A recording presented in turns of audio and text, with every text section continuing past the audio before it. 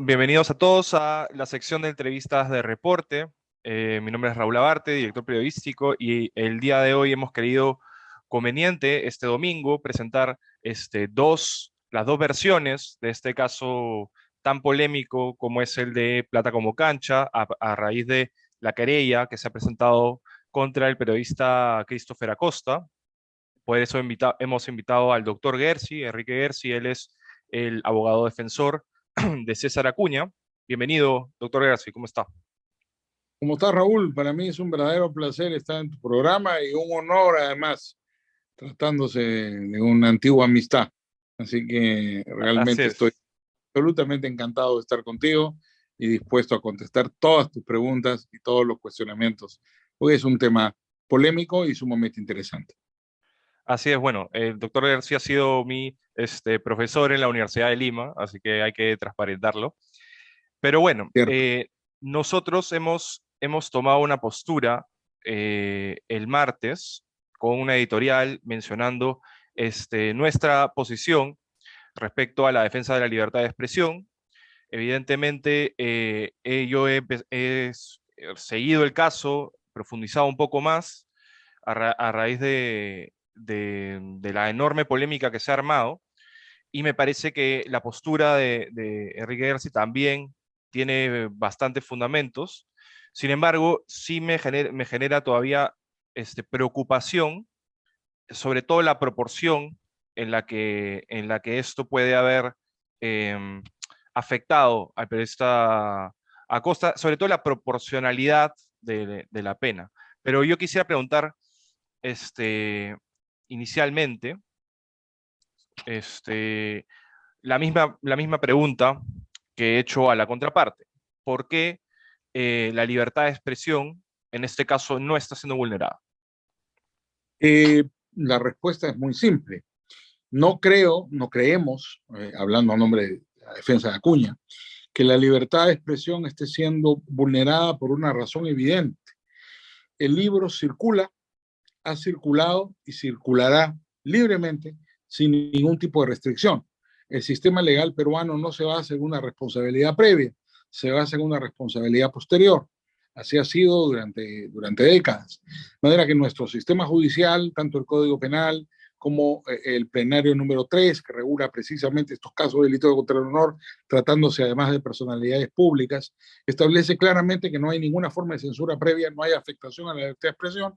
Lo que hay es un régimen de responsabilidades posterior, tal como existe en la mayor parte del sistema penal comparado, de tal manera que acá no hay afectación a la libertad de expresión. El libro circula, circulará, no hay ningún tipo de restricción. El autor ha anunciado además que se está reimprimiendo. Ujú. Perfecto, no hay problema.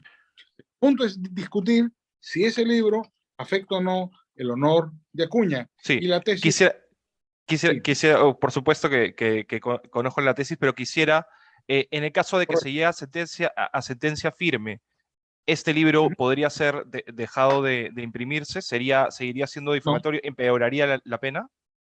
no, no, en absoluto. No está O en sea, discusión eso. en el caso se llega a la sentencia firme de que se declare difamadores a ellos, ¿podrían seguir imprimiendo el libro? Sí, claro que sí, por Ok. supuesto. No, no es como en Estados Unidos. ¿Ah? En Estados Unidos yo me acuerdo cuando el historiador Quirós publicó la historia de la corrupción, ¿no? Hubo personas que se sintieron agraviadas por ese libro y plantearon en su momento un juicio en Estados Unidos y obligaron al historiador Quirós a retirar un capítulo del libro. Efectivamente, si tú coges el libro Historia de la corrupción en inglés y coges el libro Historia de la corrupción en el Perú, falta un capítulo. ¿No? Eso Ujú. no pasa en Perú. Por eso me parece bastante llamativo que la embajada americana se queje, ¿no es cierto?, por un juicio en un procedimiento regular, ¿no?, que no tiene nada que ver con la libertad de expresión, cuando el libelo en Estados Unidos es además mucho más duro, está legislado de una manera mucho más dura que en el caso peruano. Ocurre todos los días, hay demandas por libelo en los tribunales americanos y a nadie se le ocurre decir, ¿no?, que una demanda por libelo en Estados Unidos pone en riesgo la libertad de expresión. Lo Ujú. mismo, una por delito contra el honor en el Perú no pone en riesgo la libertad de expresión. ¿Y por qué crees entonces que ha generado tanto revuelo? ¿Cuál es tu interpretación política en ese caso, si es que puedes hacerla? Política, nada Es, más. cuál es la motivación de Sí, Canadá, de Inglaterra, de la son Unión distintas. Europea? Sí, claro. En el caso de cierto sector de la prensa, yo noto un interés básicamente político, ¿no? En criticar a un dirigente que tiene alguna posición, ¿no es cierto?, política que no les gusta. Probablemente el apoyo que el señor Acuña ha dado al gobierno ha generado en algunos sectores de la prensa una posición adversa a su actitud política. Yo mismo soy un crítico del apoyo que Acuña le ha dado al gobierno. Se lo he dicho, También. se lo he dicho públicamente en el programa de Beto Ortiz en más de una oportunidad. No es ese el punto en mi caso, y creo, sin embargo, creo que en el caso de cierto sector de la prensa es una ojeriza política a este personaje. En segundo lugar, creo que es una sobrereacción. Noto que mucha gente que se ha pronunciado, recuerdo a algunos dirigentes del gremio periodístico, ponían el parche antes que salga el chupo, decían, no he leído el libro, tampoco la sentencia, pero es una amenaza a la libertad de expresión. Me parece delirante. Es decir, si no he leído el libro y no he leído la sentencia, ¿por qué anticipan opinión? Por lo menos que lo lean, pues, ¿no? Y que lean la sentencia. Mucha gente me comenzó a llamar, medios de comunicación, ¿no? Medios de prensa, yo atiendo todos los medios de prensa, a expresar una opinión crítica desde el mismo día que la sentencia había sido leída y no habían escuchado la sentencia. Y yo les explicaba que la sentencia recién iba a ser notificada al día siguiente, pero me desayuné antes de que nos notifiquen con la sentencia, con mucha gente que hacía artículos, editoriales y opinaba antes de leerla. Entonces yo creo que es un tema más bien político el que se ha generado. En el caso de los gobiernos extranjeros que se han pronunciado al respecto, me llaman la atención muchísimo, básicamente porque se trata de un proceso regular ante un juez y que todavía tiene dos instancias por delante y podría acabar hasta si hay un amparo en el Tribunal Constitucional, de manera que esto tiene para largo, ¿no? Pero estos pronunciamientos me llaman la atención por un hecho fundamental. Por ejemplo, en Estados Unidos o en Inglaterra, como te decía Estados Unidos hace un minuto, la figura de la difamación existe, libelo, en Inglaterra también. Y los ingleses son campeones para meterle juicio a los tabloides londinenses. No hay periódicos más querellados en el mundo que los tabloides londinenses. Hasta la Casa Real ha querellado hace poco a la BBC, que es un medio estatal, es una cosa inusitada, ¿no? Pero lo permite la ley inglesa, ¿no? Entonces nadie se le ocurre que en Inglaterra que porque le ponen un juicio a un tabloide en Londres, se amenaza la libertad de expresión en Inglaterra, ni tampoco en los Estados Unidos, y menos en Canadá. Yo lo que creo es que ha habido una interpretación de carácter político, en este caso, equivocada, porque la demanda de Acuña no es política. Más bien, el libro contra Acuña es político, Raúl, porque se publica durante la campaña con la intención de perjudicar a Acuña. Claramente cuenta una historia negra del personaje llamado Acuña, ¿no? Pero el juicio es básicamente un juicio sobre es un juicio sobre derecho al honor, no Claro. una afectación a la libertad de expresión. Que Y para mí injustificada esta crítica. claro, yo bueno, quería también reproducir que el, el fundamento, digamos, de la posición de tu parte es justamente que Christopher Acosta no se habría buscado contactar con César Acuña, o si buscó, lo buscó con personas equivocadas, como en el caso de su hijo, de su mano derecha, Luis Valdés, que finalmente no informaron y que esa no es la manera. Yo estoy de acuerdo con eso. Eso tal vez es mal periodismo, pero la pregunta es, el mal periodismo, ¿cuándo se convierte en difamación? Porque una persona por error podría cometer esta serie de falta de revisión de fuentes y terminar en un caso como este. ¿Por qué, qué Gran, diferencia al mal periodismo de la difamación? gran pregunta, Raúl, efectivamente. ¿no? El mal periodismo, una mala práctica profesional, no es necesariamente un delito. Lo importante es la afectación a la reputación de una persona. El delito contra el honor, en el caso del Perú, en el caso de la difamación, es un delito de peligro, no es un delito de resultado. Es decir, basta con poner en riesgo la reputación de una persona. ¿Qué es lo que ha pasado en este caso? Hay un patrón muy claro. No solamente no se le pidió sus descargos al señor Acuña, sino ni siquiera se llamó, por ejemplo, en el caso de la violación, a la supuesta agraviada. Simplemente se le revictimizó a la señora Gloria Gutiérrez, Rosa Gutiérrez, perdón. Nadie la llamó. El señor, el autor del libro, debió haberla llamado. Se iba a tocar un tema tan grave porque la estaba revictimizando, volviendo a publicar esas imputaciones. No la llamó. La señora Rosa Núñez, la ex esposa del señor Acuña, usó unas declaraciones que ella virtió en el transcurso o al calor de una separación conyugal 15 años atrás y no la llamó para actualizar o verificar o chequear cuál era su versión contemporánea. Hubiera sido muy interesante que lo hiciera. Pero independientemente de eso, que es una práctica, una mala práctica profesional, por llamarla de alguna manera, el delito Asumiendo eso. no, y el delito está, ¿no es cierto?, en presentar hechos de una manera incorrecta, haciendo imputaciones falsas, es decir, lo que ya que mis apreciados colegas de la defensa han cambiado de defensa, porque antes su defensa era otra y ahora recurren a la doctrina anglosajona del reporte fiel. El problema es, sintetizando, Raúl, que no es un reporte fiel, pues es un reporte infiel el que ha dado, el que ha dado Acosta, ¿no? Él refiere unas imputaciones, pero no cuenta qué pasó con las imputaciones, ¿no? Refiere un pedazo. Lo acusaron de tal cosa. Bueno, sí, pero cuenta la completa, pues, ¿no? No, él cuenta. O en internet dice una señora que era del APRA, que no tomaría yo como una fuente pues seria, porque era su enemiga política. Acuña recién se lanzaba a la alcaldía de Trujillo, Miriam Pilco la conocí, falleció ya hace años. No es, digamos, una fuente, no es un notario público que acredite la verdad de nada, ni una versión fehaciente. Pero él prefiere la versión de Miriam Pilco a los hechos, Pero ¿no? sí Y lo dice en el presenta libro. los Sí lo correctos. sí. Sí, pero añade una frase terrible, Raúl. Ahí en la página 78, al final, en el último párrafo, dice, ¿no es cierto?, que debe haber habido un arreglo con la víctima, porque el señor Acuña acostumbra, cuando se sale de la ley, arreglar con los agraviados. Esa es una afirmación totalmente temeraria y gratuita que no hace juego con nada de lo que está diciendo. No No, llama a es la víctima, especulativo, ¿no? es una afirmación gravemente especulativa. Como eso está lleno el libro. Oye, el libro empieza diciendo, si Acuña no tuviera plata estaría preso.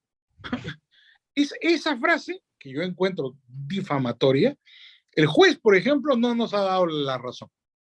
El juez ha dicho que es opinión. Es opinión. Para mí, no. Ahí tú sabes, la delgada línea roja, para eso están los magistrados, terminará el Poder Judicial tomando una decisión. Pero el libro es tan prejuicioso que en el primer párrafo del libro está eso, es decir, en la introducción, ahí en las pequeñas palabras introductorias del autor del libro, dice eso, ¿no? Y en la carátula del libro, el subtítulo, ¿no es cierto?, dice historia, impunidad. La carátula del libro, impunidad de Acuña, que está sentenciado y se escapó de la pena. ¿Cuál pena? ¿Cuál delito? ¿Quién lo sentenció? Claro que este libro, que aparentemente era un libro político, de batalla, estaba dirigido a causar daño y tiene contenido difamatorio. Para nosotros, por lo menos 50, 55 frases del libro lo son. Pero, claro, veremos qué dice pues, el Poder Judicial al final. Lo importante, hay esta sentencia será objeto de apelación, no tengo duda, irá hasta la Suprema, veremos cuál es la doctrina que establece la Suprema. A mí me queda clara la posición, Raúl, porque la Suprema ya estableció en el plenario número 3 del 2006 cómo se debe establecer el juicio de ponderación entre la libertad de expresión y el derecho al honor, porque los dos son derechos fundamentales del mismo rango y por lo tanto ninguno es ilimitado, los dos se limitan y para eso hay reglas. Y la regla, el estándar es la verosimilitud. No se le exige a un periodista ser un notario público que vaya a legalizar la verdad, no. Eso, escucho cosas, no, jamás, eso no es. Es un estándar de verosimilitud. en el tratamiento de la fuente para la expresión, no sé, todo de el contenido que pueda tener un reportaje, un libro O en sea, este caso.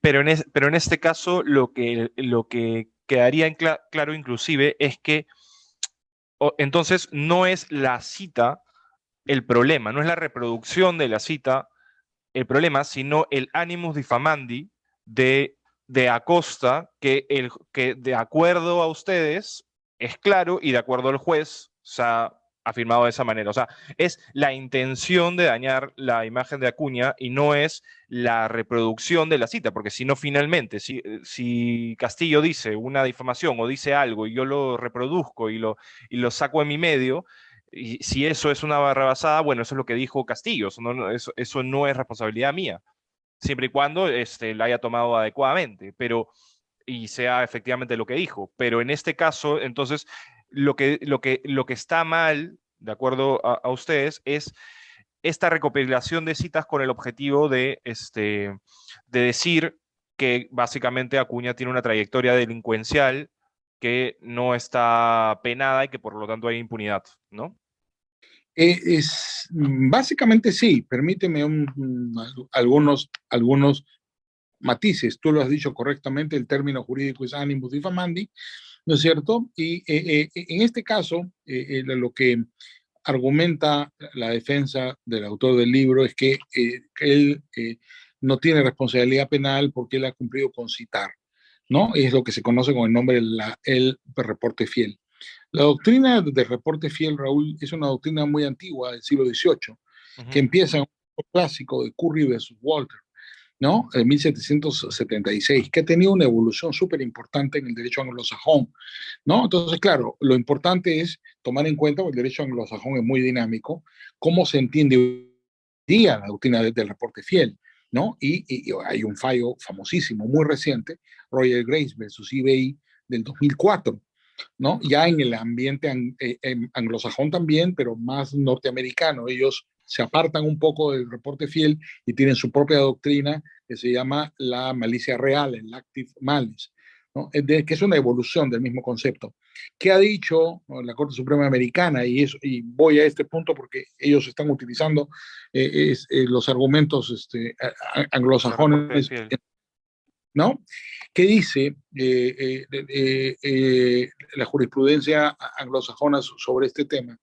Y te lo voy a leer para no cometer ningún error, ¿ya? Dice lo siguiente, que no hay inmunidad para quien difunde información que sabe o podría saber que es difamatoria. Y ahí ha elevado el estándar. El estándar para un periodista normal es diferente del estándar para un periodista de investigación. Esto Sí, no lo eso escuché. Eso lo dice la Sí. guía de periodismo de la UNESCO y es obvio. Entonces, oye, si yo salgo y digo, Gersi es un homicida, perdón un ratito, si yo soy un periodista de investigación, vamos a chequear, a ver qué dice la policía, hay un parte policial, un atestado policial, una denuncia, o corroboro con, no tiene que ser fuente oficial, no necesariamente la fuente oficial corrobora, busco investigación, busco testigos, le tomo la declaración al supuesto imputado, hablo con las víctimas, ya está mi reportaje. El estándar está cumplido. El estándar es de verosimilitud. En este caso no ha sucedido. Lo Pero que ha hecho entonces, el señor, Enrique, quisiera hacerte una repregunta en ese caso. Entonces, al periodista le convendría decir, no soy periodista y esto es un libro de opinión y no de información. Y en ese caso no sería difamación. acuérdate que esto viene desde la época de Yusupov versus Método Mayer en la década de los 40, ¿no? No sé si tú te acuerdas de esa historia que es muy interesante en el derecho penal. Yo no te enseñé derecho penal, eso fue No. que es un gran profesor de derecho penal, así que seguro que te he hablado de ese caso. Yusupov versus Método Mayer es interesantísimo. Yusupov era el príncipe Yusupov, el asesino de Rasputín, que vivía en Nueva York en la década de los 40. Entonces, Metro Golden Mayer hizo una película, ¿no?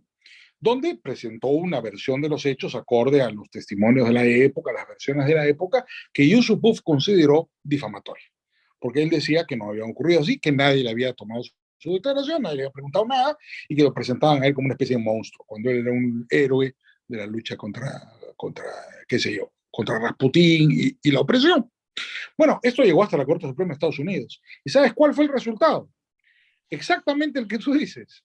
El resultado fueron las letritas que ahora salen al final de todas las películas, que dicen, esta película se basa en la ficción y todo aquí son personajes novelados que no necesariamente coinciden con la realidad, no pretenden ser una... Eso, estas palabras que salen al final se basan en el fallo de la Suprema de Supuz versus Metro Golden Mayer. Hay que distinguir, por consiguiente, tres niveles. La ficción, ¿no? Perdón, Acosta, perdón, ha querido publicar una novela, bacán, es una novela. Hay una responsabilidad. Pero todo eso es novelado. Si Acosta quería publicar un libro de opinión, él puede opinar y no hay delito de opinión. Pero la opinión es opinión. Lo que él ha pretendido es publicar un reportaje. Y ahí tiene la obligación de reporte fiel. Y el reporte es infiel, pues. La doctrina tradicional británica es que el reporte tiene que ser fiel, ¿no? No basta repetir la palabra del individuo. Si es una imputación delictiva, lo dice Roger Grace versus eBay, tienes que verificar, pues, cuál es esa imputación y si existe o no, porque si no, estás haciendo un reporte infiel de los hechos. En los casos que le imputan a César, hay claramente reporte infiel, porque mira, le imputan malversación de fondos, pero resulta que eso fue investigado y se lo archivaron pues a Acuña. Entonces hay que decir, no que Acuña fue acusado de malversación de fondos, sino que Acuña fue absuelto de malversación de fondos. La historia cuenta la completa, porque una media verdad es una completa calumnia.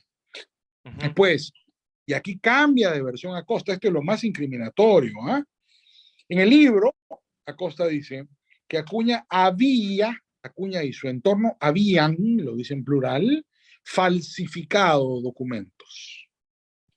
Una afirmación gratuita. Y resulta que cuando hace su declaración instructiva, seguramente alguien le dijo que eso era muy débil, cambia de versión y dice, no, eso es una errata, ahí debía decir, habrían. Me he equivocado. Bueno, eso no es serio, pues. Es decir, ¿quién le va a creer además semejante descargo? ¿No? Es la falta de prolijidad de este libro es el problema. Es un libro desprolijo, no se ha hecho una investigación, simplemente se recopiló todo lo malo que decía en internet sobre César Acuña y en las redes, pues tú sabes, hay cualquier cosa, hay gente que publica, también hay gente terraplanista, pues, y no voy a decir yo la Tierra es plana porque ahí está la cita. No, pues, el nivel, por eso te decía, el estándar del periodista de investigación es distinto al estándar de un periodista común y corriente, ¿no? Entonces, ese estándar lo conoce muy bien Claro. Acosta. Entonces, ya lamentablemente, ¿no es cierto? Él no ha cumplido con los estándares de la profesión y ha agraviado. Y hay una responsabilidad legal que le corresponde asumir. De hecho, yo estaba revisando ayer, todavía he revisado las partes más controversiales del libro, no lo he podido leer de corrido, pero sí algunos párrafos, los más controversiales, y lo estaba comparando un poco también con el perfil de Lagarto, ¿no? Porque nosotros también un poco que hemos salido a la defensa de este periodista por un tema de coherencia en base a principios, ¿no? No porque él sea... Nadie ha querellado que recuerde a Carlos Paredes. El perfil de Claro, Lagarto es lo impecable. y justo No es lo revisé, mismo con esto. claro, no, y justo revisé al inicio de que él se aseguró de haberle preguntado a Martín Vizcarra si es que quería declarar para este libro, ¿no? Y de que y que básicamente tenía todas las fuentes para decir esto, pero que él lo contaba así, de alguna manera picante, ¿no? Porque igual le está diciendo Lagarto, pero en el caso de Lagarto, tiene que ver con un apodo suyo de chico también. Entonces, un Y poco eso que, es Candy, ¿no? Ahí no hay ánimo difamandi, eso está claro. exacto. Entonces, de alguna manera, como era una especie de símil, ¿no? A lo anterior, entonces nosotros nos pareció. Pero bueno, lo que quería preguntarte, ¿no es un exceso incluir al director del editorial de Penguin Random House como si él también hubiese tenido ánimos difamandi cuando finalmente él tiene una serie de libros que publica y que finalmente pues podría ser solo la responsabilidad del autor. ¿Por qué incluir también al director de la editorial? Raúl, porque él está en posición de ganante. Como editor del libro, el representante legal de la empresa, ¿no es cierto?, que también está involucrada en el tema de la reparación civil como tercero civil, es evidente que él tiene una responsabilidad en su posición de garante. Él ha editado ese libro, es su responsabilidad.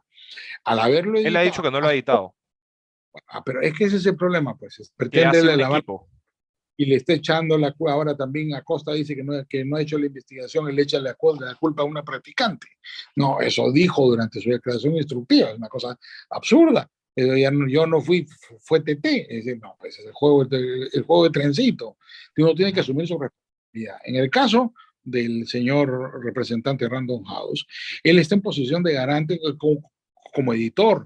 Todos los editores, y eso forma parte del protocolo de las casas editoriales, tienen además de varios revisores, hay revisor de estilo, qué sé yo, tienen lectores, como se llama, que revisan el libro y que hacen un informe.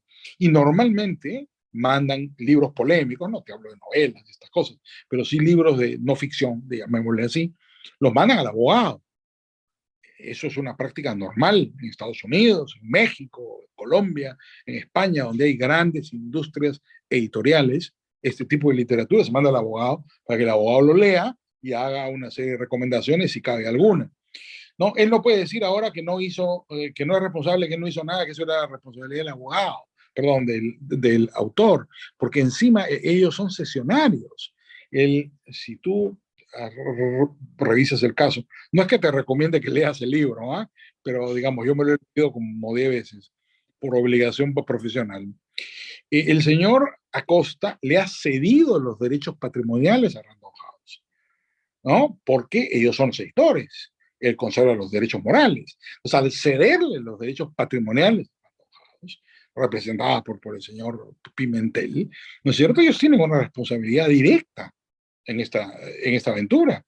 Entonces, están en posición de garantes. Ellos tenían que asegurarse que lo que estaban introduciendo al mercado era algo que cumpliera con los estándares mínimos que se pueden exigir a un libro de no ficción. De nuestro Ujú, punto de vista, no lo han cumplido. Por eso es que fueron incluidos en la demanda. No hay ningún abuso, ningún exceso. ujú. Eh, yo quería preguntarte, justo en estos días, está también debatiéndose en el Congreso, por un lado, la despenalización precisamente de la difamación y por otro lado, el incremento de la pena. Este, yo quería preguntarte, no creo que nadie te lo ha preguntado, ¿qué piensas tú? ¿Hacia Mira, dónde debería ir? yo fui autor de un proyecto con Aldo Mariate y hace años, Aldo lo ha contado el otro día en la televisión, era el segundo gobierno del presidente Alan García y Aldo me pidió, los dos nos sentamos, hicimos una iniciativa y conversamos con un grupo de parlamentarios, hubo inclusive un seminario en el Colegio de Abogados inspirados en la declaración de Tlatelolco de la CIP, que sugiere la despenalización, como es en Chile, que es un ilícito civil de la difamación, se adoptara en el Perú como una fórmula legal. Me sorprendió la enorme resistencia que tuvo el proyecto.